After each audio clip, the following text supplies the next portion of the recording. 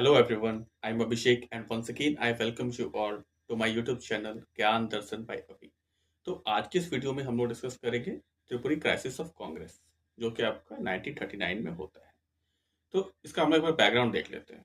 तो बैकग्राउंड में क्या होता है कि आपका 1938 में आपका हरिपुरा जो कि गुजरात में है वहां पर एक अधिवेशन होता है कांग्रेस का। उस अधिवेशन में सुभाष चंद्र बोस जी को निर्विरोध यानी अनअपोज इलेक्शन में उन्हें चुना जाता है और वह कांग्रेस के उस अधिवेशन के अध्यक्ष चुने जाते हैं। ठीक है। तो निर्विरोध चुने जाने की वजह से क्या होता है कि उनका जो कद है वह कहीं ना कहीं कांग्रेस पार्टी में बढ़ जाता है और इसका जो असर है आपको वो अगले सेशन में दिखेगा। यानी कि जो त्रिपुरी का जो सेशन होगा 1939 में, उसमें क्या होता है कि महात्मा गांधी जी जो है वह सुभाष चंद्र बोस जी के अगेंस्ट में अपने कैंडिडेट को खड़ा करते हैं इलेक्शन में। ठीक है, जिनका नाम रहता है पटाभी सिद्धरमैया। लेकिन क्या होता है कि सुभाष चंद्र बोस जी जो है वो सिद्धरमैया जी को इलेक्शन में हरा देते हैं। ठीक है।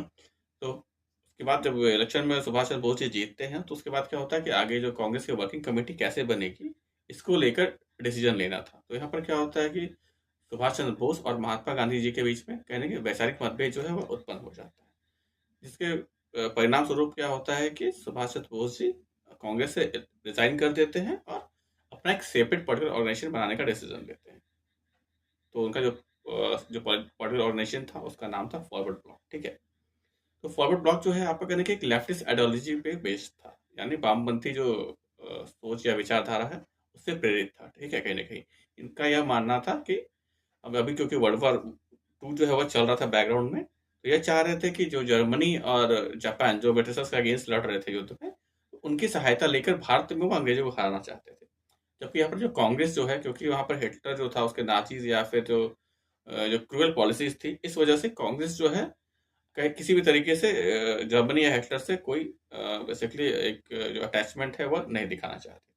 तो इस वजह से क्या हुआ कि आपका दोनों के बीच में वैचारिक जो मतभेद डेवलप हुआ और जो सुभाष चंद्र बोस जी है वह कांग्रेस से त्रिपुरी सेशन में अपने आप को अलग कर लेते हैं।